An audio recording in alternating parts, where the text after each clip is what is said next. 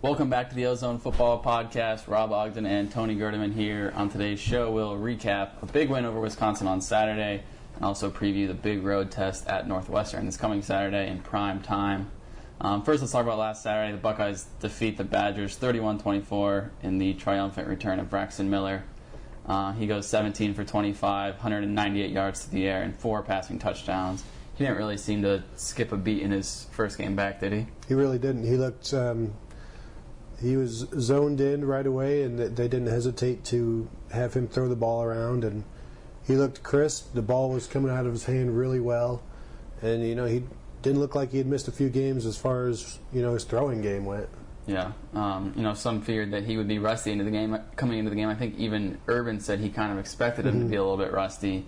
That wasn't really the case. He came out fast. He found Evan Spencer for that touchdown. It was the 4th or 5th play of the first drive, less than 3 minutes into the game.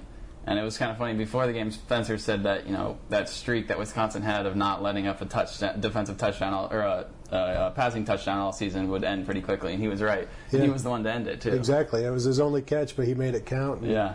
He ended that streak really quickly. And Braxton rushed for 83 yards on 22 carries. He seemed maybe a little timid at first. I know he admitted after the game that he might have been hesitant at first to test it.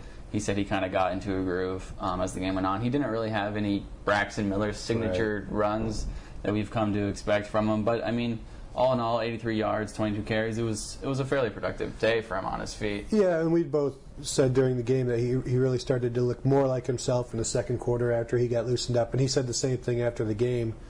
But, it wasn't Braxton. It just looked better than it did in the first quarter when he looked pretty timid as far as, getting involved with his legs.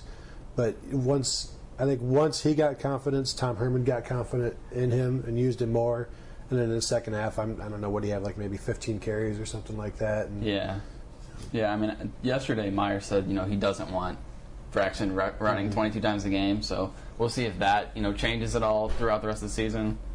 Yeah, and I know some people had said after watching the game, I haven't seen it on TV yet, that Carlos Hyde looked tired late, and maybe that was why Braxton Miller was carrying the ball. But they talk about they don't want him carrying the ball that many times, but then they also talk about, Tom Herman said on Monday, you sort of revert to old habits and win the game mode. Yeah. So that was clearly what they were doing. Run Braxton left, run Braxton right, run Carlos Hyde up the middle.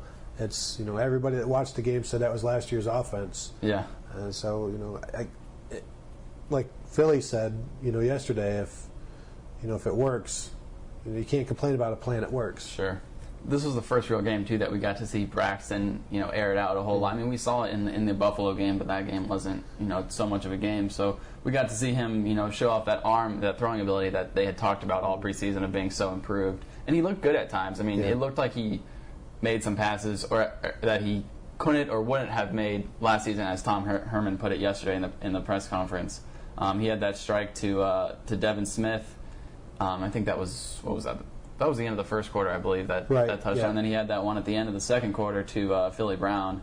But that came right after he almost threw that interception. So he had a few miscues, I guess. Herman said he thought he didn't grade out great, but he said he did well, not great. Yeah, he said better than he expected, but not great. Yeah, I thought.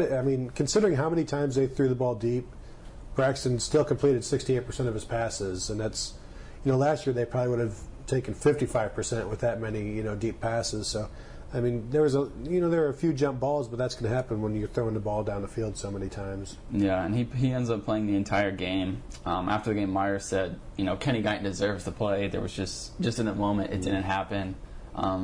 Is Guyton's fun in the sun over now? Do you see him getting any time in a non-garbage time scenario for the rest of the season? I do, against a team that doesn't worry them.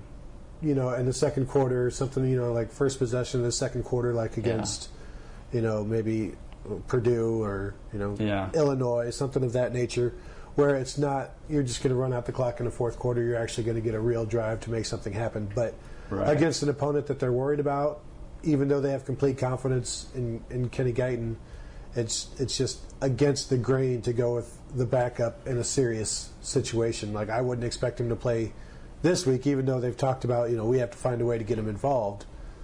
Do you see him playing this week? No, I mean, I agree with you. I would almost call a scenario like what you just stated, I would almost call that garbage time. Yeah. I mean, it's not really a meaningful snap if it's not Right. going to... They're not worried about it. Exactly. So I don't see him getting any meaningful snaps. I don't know, unless, of course, Braxton doesn't stay healthy or whatever the case may be. But as we see it right now, even though they said, Guyton runs the option so much better, and there are things he does better, but I don't see them, designing a play for Kenny Guyton to come in and run the option. And we've talked about in the past, when you bring in a quarterback for a specific play, that takes away the surprise, and it takes away, the efficiency and the quality, and the play's just not going to work as well.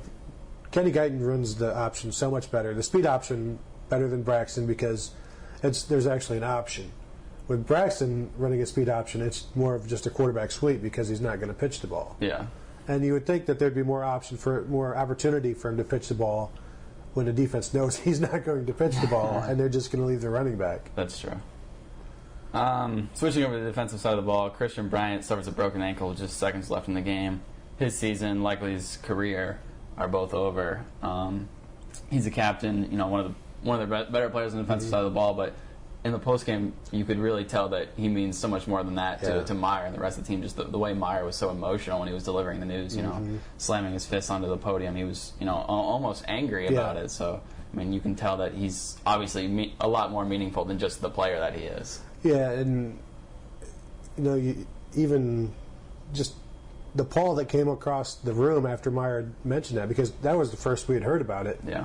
We knew he got hurt or he was taken out for the last play. I mean, you don't even think that something as bad has happened because players leave the game all the time. And so when Meyer comes to the post game and says, we lost our captain and our leader, it's devastating because that's might be the one position where they can't afford to lose anybody other than Ryan Shazier.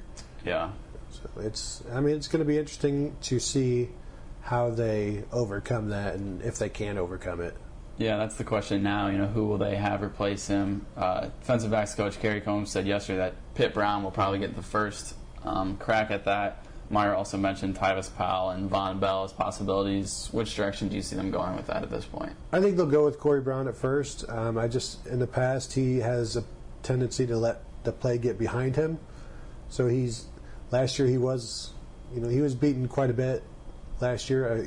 He should be better this year, but even in the spring and in the fall, we'd see him getting beaten. So, I mean, he's going to have to step up in a big way. If he keeps the job, then that would be the best thing because that says he's playing well. If they're just having to find people to put in there, Ron Tanner might be a good way to go. He doesn't have the experience that Corey Brown has, and right now, against this offense coming in this week, they need the experience that Brown has. Maybe after that, you've got a bye week, and then you've got an Iowa passing attack that doesn't scare anybody. So, maybe you can do some different things then, but this week I think it has to be Brown. Yeah, I was a little surprised that Tanner wasn't mentioned at all yesterday, just especially because he's second on the depth chart at that position, although we know that doesn't mean anything at this point. But like you said, I think the experience that Brown has is kind of what gives him a leg up. I mean, Tyvis Powell and Von Bell both probably have a brighter future than Corey Brown, but Tyvis a redshirt freshman and Von Bell a true freshman. But if you move Corey Brown out of the dime spot, then you kind of have to shuffle everything else behind that. So, I don't know where everybody else fits in, but, other guys are going to have to get more playing time too, other than just, Corey Brown. Yeah, and I mean, if you put Tyvis Powell there, then all of a sudden Von Bell is your starting nickelback. And is he ready for that?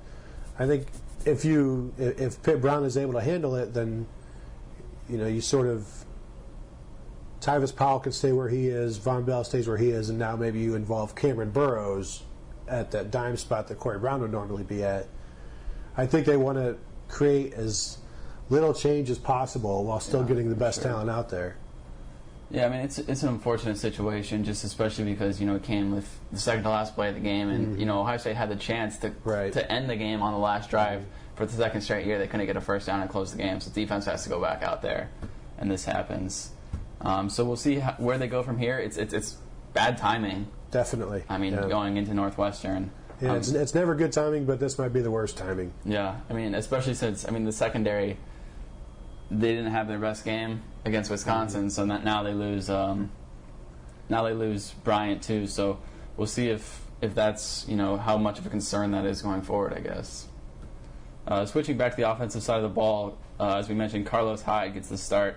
At running back, he looks good. He rushes for 85 yards on 17 carries. Jordan Hall limited to just 5 yards on 1 carry. I was surprised that Hall only had the 1 carry. Were you?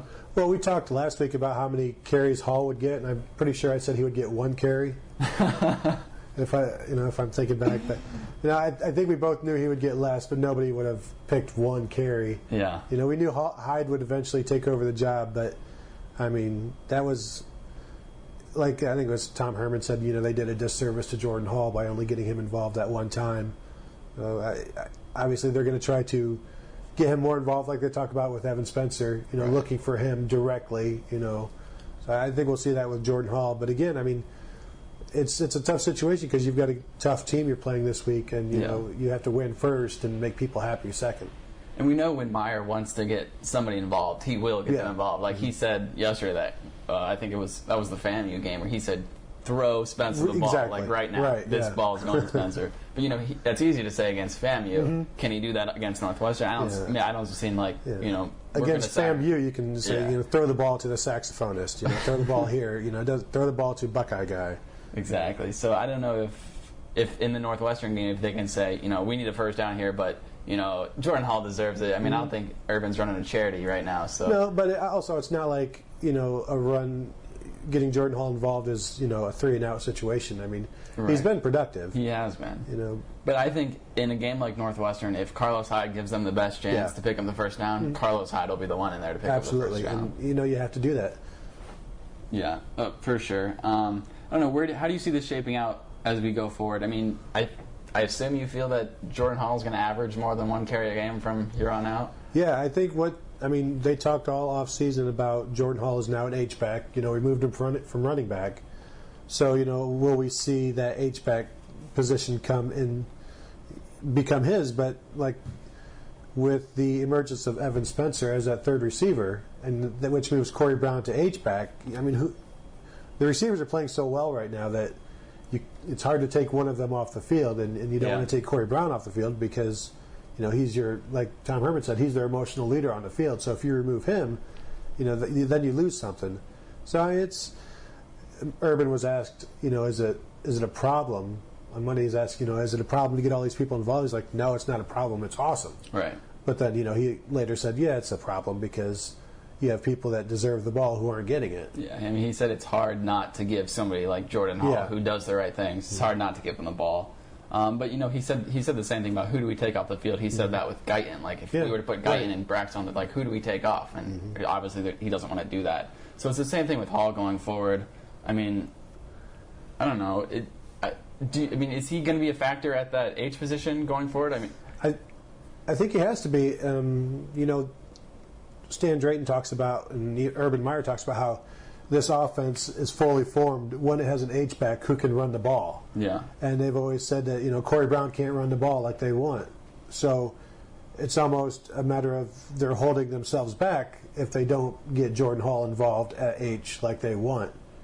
And they talked it up all off season and talked it up in the spring. We saw, one day of it where Jordan Hall was involved as the H, and it was the most amazing thing you've ever seen, and then he gets injured and you don't see him again.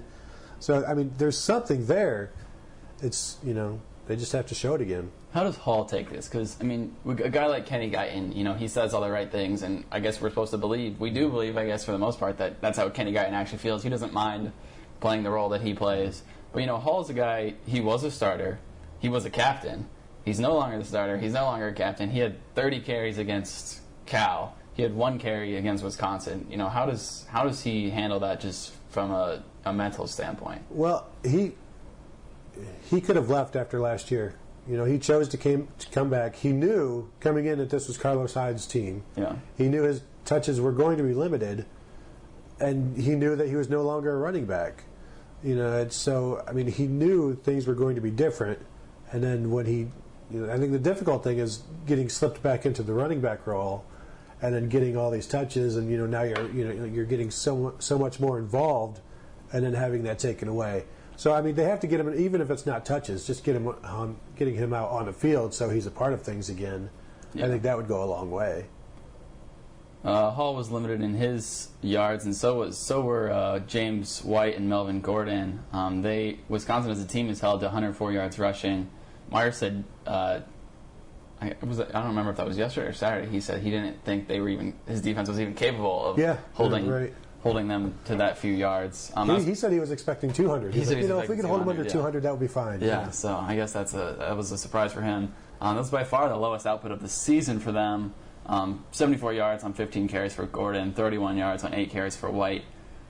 Was it just that they decided to go to the air? Was that part of their plan, or was it that Ohio State forced them to do that? I think Ohio State forced them because they completely shut down the jet sweep game.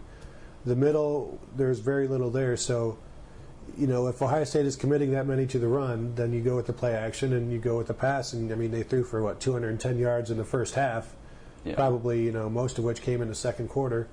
So I think they reacted and it worked, but Ohio State also knew that they wanted them to stop running, and they did. So Ohio State's plan worked. The execution just wasn't quite where it needed to definitely. be. Quarterback Joel Stave was surprisingly effective. He was 20 for 34, 295 yards, 2 touchdowns. He had that 1 interception. Jared Aberderis, the former walk-on receiver, goes for 10 receptions, 207 yards, and a touchdown. Career days for both guys. Mm-hmm. I don't think anybody was really expecting that coming into this game. No, I don't think anybody was. And Bradley Roby said before the game that if the more Joel Stave throws the ball, the better it is, for the Buckeye defense. Right. And it's just, what else can you say? But he got what he wanted, and he had a bad game. And I guess be careful what you wish for, right? Right. Is that concerning going forward for the secondary? Especially now that they lost Bryant. Well, losing Bryant is a concern all by itself. But just the fact that Wisconsin, who's not a team that prides themselves on their passing game, was able to throw so effectively on Ohio State. Well, I think with so many defenders committing to the run and so many extra blockers in to prepare for the pass, it's hard to keep somebody defended. Hard to cover a receiver for that long. Sure. Especially if it's just one-on-one. This was really the first game we got to see kind of how the linebacking group looked as a whole. Mm-hmm. We got to talk to a few of them after the game. They were pretty pleased with their performance, I thought. Josh Perry said he thought they did well. What was your take on them? For the first time actually being able to see them really kind of as a I think unit. The most important thing is we didn't see them flailing away as running backs ran past them. They made tackles, they filled the gaps, They obviously it wasn't a perfect game, but in the past, few years we've seen where linebackers are lunging, 2 yards behind a play, and we didn't really see it in this game. So I think you have to be pleased by what you saw simply because you had no idea what you were going to see. I think maybe the biggest thing for them is they didn't stand out a group, but that might be a good thing because they weren't making mistakes. Exactly. Blatantly. it wasn't AJ Hawk or Andy Katzenmoyer or anything like that out there, but it was a group that it was a solid group that didn't, they weren't costing Ohio State anything right. at that point. And you look at Bradley Roby had 8 tackles, 1 tackle for loss, 3 pass defense, an interception, but you saw the bad plays he made, and that's all people think about. Right. And you didn't necessarily see any of those bad plays from the linebackers, so, you have to assume that I guess they did okay. Yeah. Anything else we want to talk about from this Wisconsin game? I don't know. You got anything else? I think that's it for me. We can move on to Northwestern. Big game on Saturday, second straight primetime game. Players said they wouldn't have any problem getting up for a second straight game. Yeah. And why would they? I don't understand that whole line of questioning. No, they're college kids. I think they'll be fine. It's just funny to me because, 2 or 3 weeks ago was, how do you get up for Florida A&M? Right. And now yesterday, how do you get up for a big game? How do you get up for a second big game? How do you get up for anything? An alarm. That's how I get up. The Wildcats are 4-0, though. They're number 17 in the country. Chance to go 5-0 for the first time since 1904. That season, their first 2 wins came against Evanston High School and North Division High School. So that's pretty good. Yeah, a little bit tougher. Well, to be fair, Evanston High School was pretty good back then. They had that really good quarterback. They had that quarterback who could throw the ball forward, and he had a gun. Yeah. He could throw it 20 yards with ease. Yeah, and that was before passing was even a thing. So plus they played in an all-blind league, and they were the only sight school. So that was actually a pretty good win. Maybe a little bit of a tougher game this Saturday against the undefeated Buckeyes.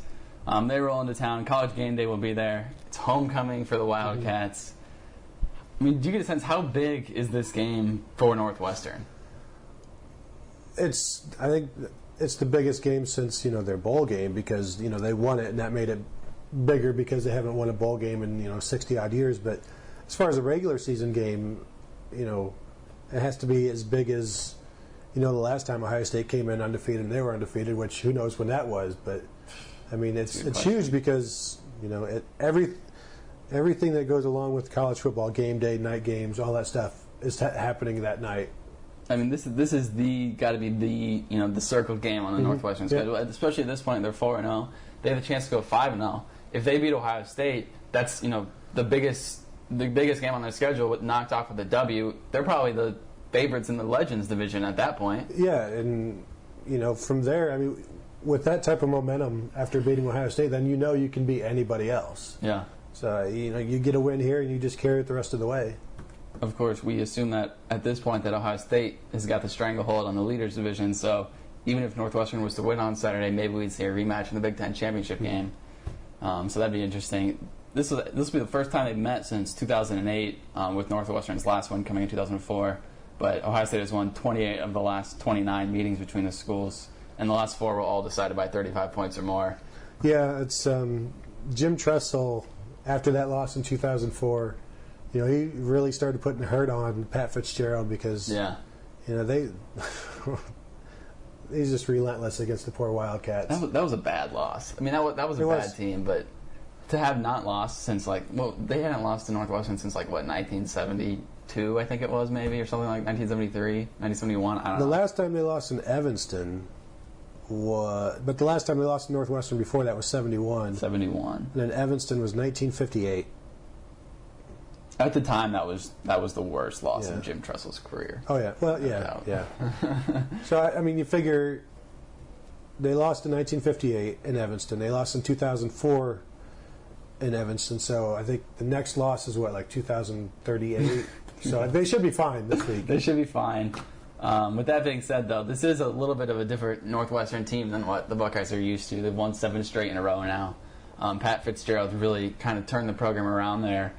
A win like this would kind of maybe be a defining win for Pat Fitzgerald. I mean, like I said, he's turned the program around, but he doesn't have any signature wins or anything like when you think of Pat Fitzgerald. But this win could be that. Yeah, definitely. I mean, my knock with Pat Fitzgerald is they have a lot of close losses. They almost got this, they almost got that. They've had a lot of come from ahead losses against teams. So this would be worth like a 5-year contract extension, I would think. I mean, and the fact that it's Ohio State, there's a lot of kids from Ohio on that team. A lot of kids who weren't offered by Ohio State, even Central Ohio kids. I don't remember the running back from Pick Central, I think. Plays for Northwestern now, and a couple other guys as well. There's the guy from Centerville, who was a former teammate of Michael Bennett. And his name is? All these guys I can't pronounce. Do you know his name? Yeah, but we don't need to talk about it. Okay. But I mean, the fact that it's Ohio State, I think that adds even more appeal for the Northwestern fans. Yep. Just, I mean, even if they had a chance to go 5-0 against another team, the fact that it's Ohio State. I mean, if there's no Ohio State, there's no game day. Right? No. So I mean, the fact that it's Ohio State adds even more appeal to this game. I've got to think. Yep. No, that's isn't that what Philly said? What he tweeted the other day? Yeah. It's a big game because we're playing in it. He deleted that tweet. Did he? Right. I looked at it yesterday. It was gone, which was funny because he said the coaches never say, they never told him they have a problem with his tweets. So I don't know. Maybe that he just. Maybe he did that on his own after being asked about it because before the Wisconsin game, he said we're the best team in the country and. So maybe he finally, discretion the better part of valor and all of that, and just deleted it on his own. Yeah. 2 quarterback system kind of for Northwestern. They have junior quarterback Trevor Simeon, who's kind of the passing guy. He has 671 yards, 4 touchdowns, 2 interceptions, and then senior Kane Coulter, kind of the rushing guy. He's rushed for 237 yards and 3 scores. Do you think, will they use both these guys on Saturday against Ohio State, and does that add difficulty to preparing for them at all? They'll definitely use both, and, you would think that they would each telegraph, what they're going to do, and for the most part they do, but, Kane Coulter is still completing like 77% of his passes. So, it's not like he's just a wildcat out Right. there. I mean, he Right. he was the starting quarterback before Trevor Siemian played his way into being, the 1B guy. Yeah. So, I mean, they'll do whatever they do with either quarterback. Obviously, Siemian won't be running the way that Kane Coulter will, but they still move the ball just fine with either one of them.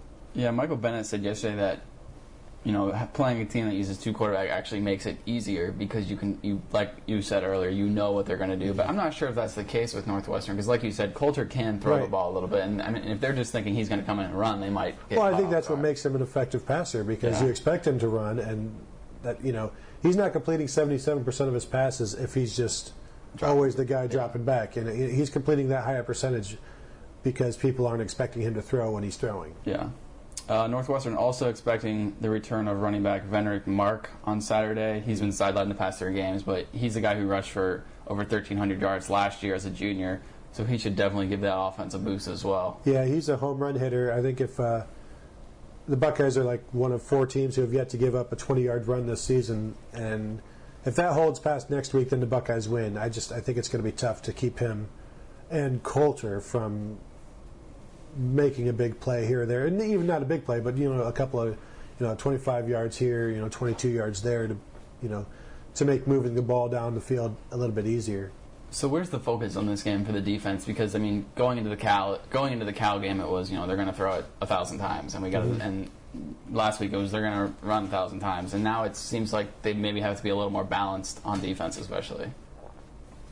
Well, I think what Urban Meyer said, or whomever said this week, the first thing you do is always stop the run. Right. So that's what they'll focus on, and then let the rest of the chips fall where they may. But with Coulter in there, I mean that's a different animal than Wisconsin's running game. It involves entirely another person, another capable runner. So I would be surprised if they shut down Northwestern's running game the way they did Wisconsin's, because Wisconsin is pretty straight ahead, even though they do the jet sweep. But there's no read option there. And there's going to be here, so it's completely different, and I think it's tougher. What about Ohio State's offense against Northwestern's defense? I mean, we know that their secondary will give up a lot of yards, but they'll also make big plays. I mean, their secondary has 4 touchdowns? Is that 4? Are those all pick sixes? Yep. 4 already this season. So I think they have 10 interceptions in 4 games, but they're giving up over 300 yards passing. Yeah. They're, it's maybe boom or bust type of thing where they'll give up tons of yards, but they'll catch every tipped pass there is. So how do you see Ohio State, preparing for this game? I know Tom Herman said yesterday that if they could run, they would run every single down. Mm-hmm. But when you've got the secondary that's they're susceptible to giving up some big plays, but also they'll take it away from you. What do you see from Ohio State's offense? I think they might come out throwing. Yeah. Because, if you're able to. if they're backed so far off of Devin Smith, if they get given him 10 yards of cushion and you can just get 6 yards every time, that's the same as a run. So I would include that in the running game because it's easy, free yards. And, it'll loosen up, it'll spread the defense out, and then that's when you go to Carlos Hyde. But if Northwestern is as bad in the passing game as they appear, and if Braxton Miller can remain as accurate as he has been, why not throw the ball? Yeah. You see more guys getting involved this week than last week on offense? As far as the Jordan Halls, Dontre Wilsons, Jeff Heuermans of the world? Yeah, I think so. But, what's more involved? One more catch? Yeah. I think it's only so much to go around. And you have to get most of it in the first half, because if there's a 17-point lead in the second half, then it's just going to be Braxton and Carlos Hyde. So, they might be more involved in the first half, but, once win the game mode comes, then everything gets shut down. Although, with the way Northwestern can score, there may not be a win the game mode. It may just maybe a keep the lead mode, which would be a more aggressive offense for sure. But Carlos Hyde, again, is going to be the featured back. I don't think there's any question about that. Yeah, I agree. Is this going to be a close game? I think in a game like this, a close game is, 10 to 13 points, because there's going to be, I think there'll be quite a few points scored, and so teams can score quickly. So, yeah, I think it'll be. Buckeye fans aren't used to Ohio State going to Evanston and being in a nail biter. Well, no, definitely not. And we were talking after leaving the game on Wednesday that I felt like I might have to pick Northwestern this week because of the loss of Christian Bryant. It was huge, but Ohio State still has an offense. Sure. And they'll score as many as they need to. And if they have to keep scoring, then you would think they're just going to keep scoring. Yeah. I mean, it's Northwestern. Right. It's Northwestern's defense. Pat Fitzgerald's not coming through that door. That's too bad for them. I bet he can still play. It'll be interesting to see if this is another case of Ohio State West. Normally, with all the fans traveling, I mean, like it was in Cal. Normally it's more than 50% Ohio State fans out there, isn't it? Yeah, no, it's always a fun trip for the fans because it's a trip to Chicago. They plan for it.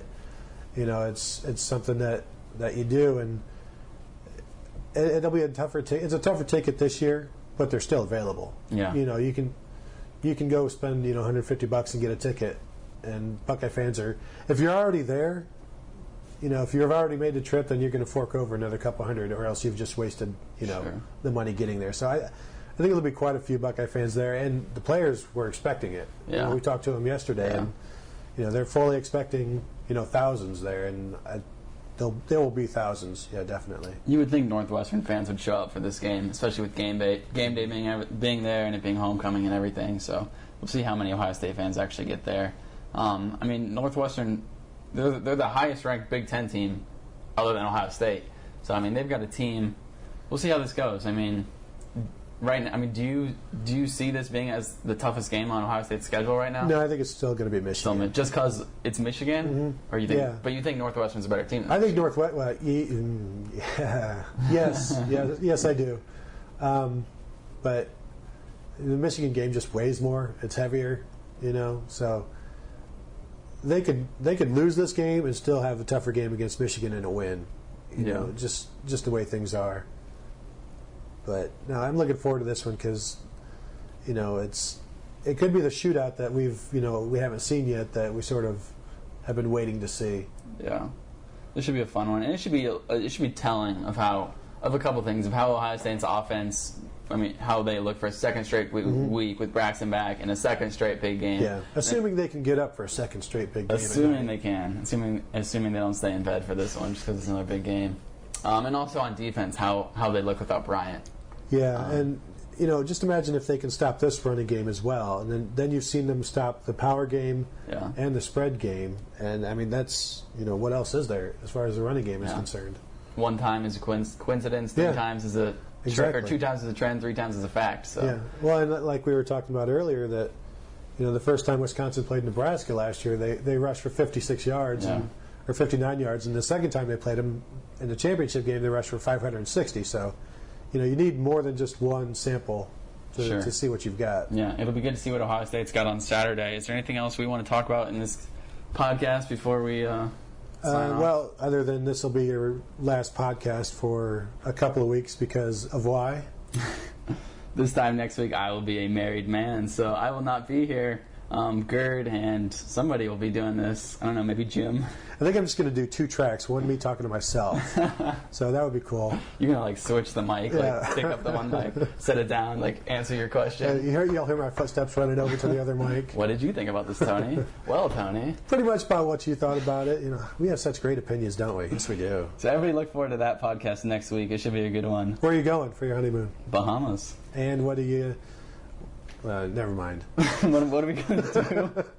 All right, we might want to wrap this one up, Rob. Let's wrap this one up. Should be a good game this Saturday. Hope everyone enjoys it. And until then, we're signing off. So I'll talk to you in a couple of weeks. Yep, I'll see you out. next week. Well, me will see you next week.